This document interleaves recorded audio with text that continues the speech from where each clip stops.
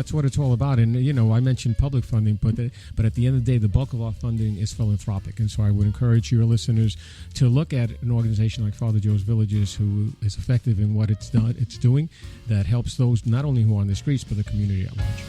Cloudcast 180. Powerful people, powerful stories, 180 seconds. The San Diego Union Tribune and Retirement Strategies Group present the Union Tribune Community Spotlight Show with your host, Drew Schlossberg. I'm Drew Schlossberg of the San Diego Union Tribune, and we are back with Scott Sibley. He's the director of Journeys Map. It's a lifelong learner's mission to discover the skills and knowledge they need to go to multiple pathways to go to whatever career they want to go to, or shift a career, or shift two careers. Scott, I don't know what the data is, but we hear this every once in a while that, in my age group, we pretty much were used to, even though it's changing quite a bit, be in a career. Here's your 30, 40 years, and here's your gold watch, and that's it. How many careers are people talking about today? I shouldn't say career. How many jobs? Yeah. Maybe 10? I think it's 12, actually. 12 now, right. They're talking throughout your career, so it's right. Only going to get bigger, I'm sure.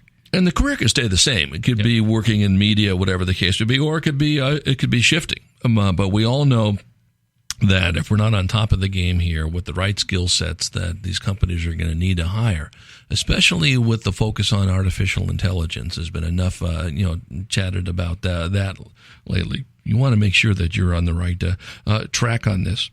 We were talking about cybersecurity earlier, and you folks had made a nice contact with Ken Slatt, the CEO of the San Diego Cyber Center of Excellence. Ken is a former Rear Admiral in charge of a SPAY-WAR, now called NAVWAR. He was so impressed with the Journeys map that you added a cyber security or a cyberspace for him on the map, because you folks move a little bit quicker than government. Yeah, exactly. So it's been almost 2.5 years now working with Ken and Lisa and the great CCOE team. And right. To your point, they've nationally, the National Initiative of Cyber Education had essentially built out their own version of a kind of a career pathways framework that they deemed more relevant than what's coming out of the government. And to Ken and Lisa's point, they needed a place for it to live, to be more engaging and accessible. So a couple years ago, we were able to load that information onto the map, create a specific cybersecurity territory, and things have just really grown from there. Well, and they're going to continue to grow as well. And, whether it's cybersecurity or it's the military, I know we had brought in our friends from 0800, who helps with the transition of Navy folks from, their military careers over to civilian life. I believe they're going to be working with you as well. Yeah, exactly. So the nice part about the cyber side of things is while we started with that kind of smaller project over this past summer, ourselves in partnership with CCOE were awarded a state-level DoD grant to focus on really phase 2 of the work that we're doing with them. And part of that is specifically targeted for military transition and getting them transitioned into civilian occupations in the cyber and defense sectors. So over the next 12 months, we'll be continuing that project with the CCOE team, really taking the platform on the cyber side of things to the next level, making it both more robust and easier to use. And so that organizations like 0800 or anybody else, or just that individual who comes and finds us on the website, can be able to pop in, utilize the system, and get where they need to go in this fast-growing field. All right. So talk about the NICE conferences. What does that stand for, and how does it tie into cyber? Sure. So over the past really 3 weeks, I've been lucky enough to be able to present at both the National Initiative of Cyber Education National Conference, really for an industry and higher ed focus on that one in Phoenix, as well as earlier this week, the K-12 version up in Anaheim. That really is just the overseeing governing body that brings all these cyber experts into one place to get everybody there. And the nice part was that the one in Phoenix, both Ken and I were able to present our work that we've been doing related to this Cascade grant, which was overwhelmingly well received, despite the fire alarm in between our sessions. So, I heard about that. Right, it's always fun, but couldn't have gone any better in the feedback from that group. And then earlier this Monday, up in Anaheim, locally, we've been working with the Classroom of the Future Foundation, as well as the NetPris platform and the Midway Foundation over the past 3 school years on a career discovery project related to cybersecurity. which we were able to present as a spotlight at the K-12 version of the conference up in Anaheim, and be able to share with individuals across the country really what we're doing in that space. And that really dovetails into the 2020 version around Blue Tech as well. So working with the same group around that industry. So it's really, while we started as cyber, it can spread to anything. Well, and I think that's what the beauty of this amorphic journeys map is. The whole focus is we want people to be part of it. They can layer on top of their key goals on the map. It's not Journeys Map trying to take over the world and be Google-like, and that's not necessarily a knock on Google, and maybe it is, I don't know. But, it's more of how do we help our partner institutions and organizations grow as quickly as they can, and most importantly, hitting the right audience. And I think one of the things that you folks love to, talk about, and it's so true, it's all about the user and what the interests are of that user. And when we talk in these workshops, the people that come in, heaven forbid we actually give that user, in many cases the 6 through 16 student, but I want to learn X instead of force feeding them Y. Why don't we let them choose what they want to do? Exactly. Talk about that. No, to your point, that's one of our true passions. It's part of the reason why when we kicked things off a couple of years ago, we were very diligent about getting an interest survey component inside the system. So a lot of times they don't know where to start, but one thing we can be safe to say is if we let their interest drive them to a place, that's going to have a higher likelihood of having them engaged and interested in taking a next step. So whether it's through a component like an interest survey or just letting that individual user choose where they want to go on the map. So we're not trying to push you into cyber or push you into STEM or push you into healthcare.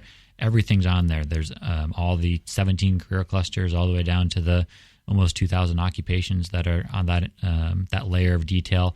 And as long as that individual is really the one in charge, we feel like we'll be able to keep going and providing them with that next step to keep them figuring out, okay, how do I actually get to point A to point B?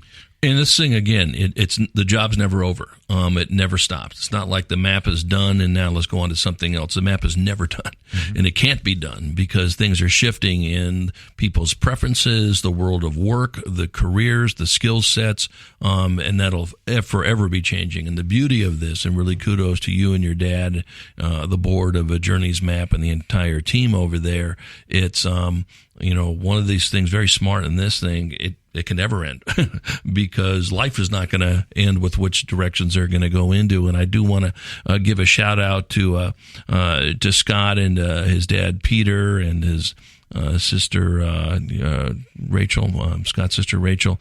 They're too modest to say this, but I won't. I'm not too modest in this aspect of it. They presented at the White House. Talk about that.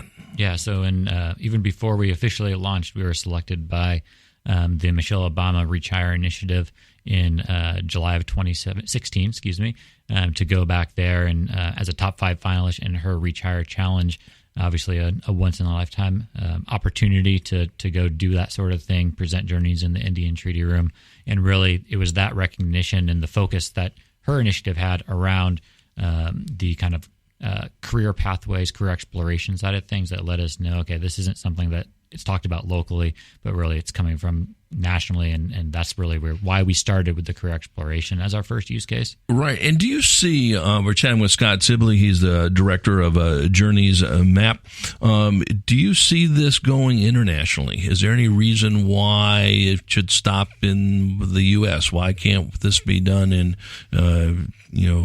India or in England or in France or in Mozambique? Yeah, no reason whatsoever other than once the data is there, it's going to work just like if you're sitting in San Diego right now. Our focus is primarily San Diego and then nationally, so there's no difference between using it in San Diego versus New York versus Florida versus Iowa.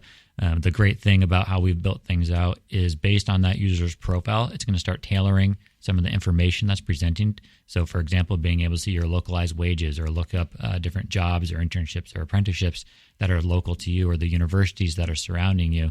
So, and that's done automatically. The user doesn't have to, let us know. The system's going to know. If they want to change that preference, awesome. They have that ability as well because maybe they're moving, maybe they're military in transition. Right. But it should be no different if they're sitting in Italy or in Thailand. Right, exactly. Or you're in Des Moines and you want to know what the jobs are that align with your, benefits and your skill sets and everything else about you. For 50 miles, here's where they are. Not too many things here. Well, make it 100 miles. Oh, found some things in Sioux City or whatever the case may be. We got about a minute to go here. How do people get in touch with you? Yeah, so we can be found all the time at journeysmap.com. So that's one easy way. Like Drew mentioned, from an individual user perspective, free to use. So in the upper right-hand corner, you'll see a button that says sign up. Go ahead, click that, and away you go. And don't hesitate to ever give us feedback. I can personally be reached at ssibley@journeysmap.com. We're live on social media, so follow us on your preferred platform, Instagram, Facebook, Twitter, LinkedIn, @journeysmap. And we're happy to always hear from you. If you're interested in learning more, don't hesitate to reach out. We love connecting with you. And they also love feedback. And so one of the things I think that's been the hallmark of Journeys Map and the whole team here is they want to hear as much about what was tough about it or what they need to improve as much as it was as good. Scott Sibley, always good to see you and the great work you're doing at Journeys. I know the space is continuing to grow in this aspect. Next time we'll bring in some people who benefited from the product. How's that sound? Perfect. You bet. Scott Sibley, he's the director of Journeys Map. I'm Drew Schlossberg of the San Diego Union Tribune, and you've been listening to another edition of the Community Spotlight Show here on Cloudcast Media Radio.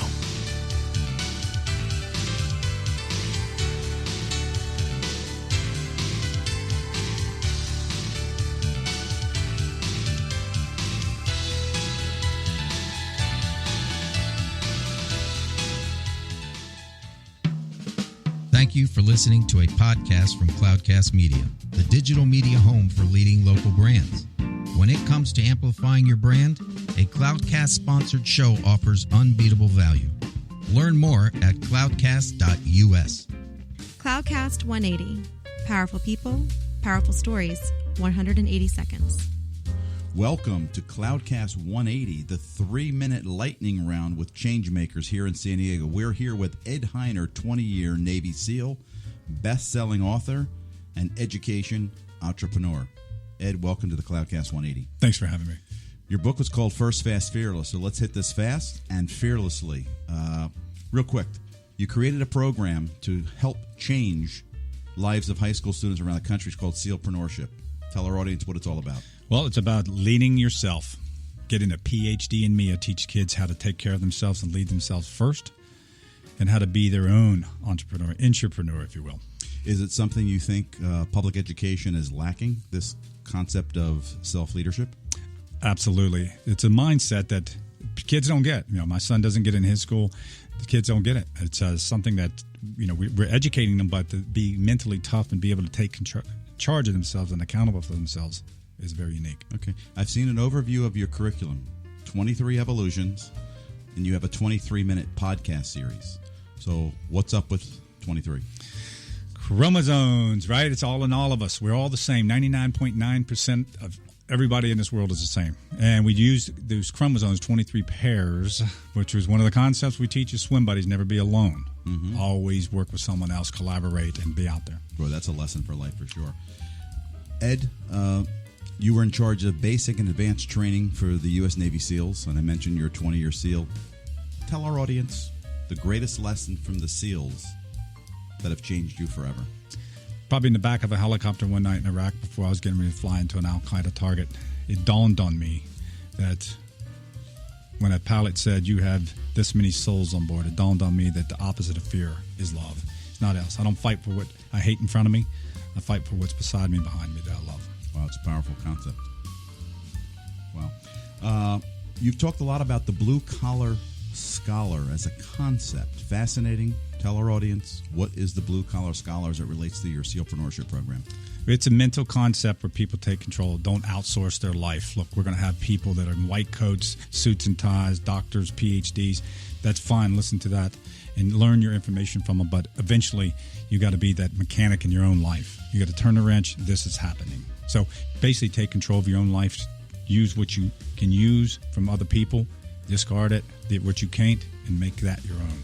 Leadership is something that you do. It's you do with people, not to them. And one of the best forms of leadership I learned in the back of that helicopter is called MOM. Ed, Focus thanks. on mission, others, and me. Mission, others, me. Ed, thank you for being here. This has been the Cloudcast 180. We hit it fast and fearlessly. We're out. Cloudcast 180. Powerful people, powerful stories, 180 seconds.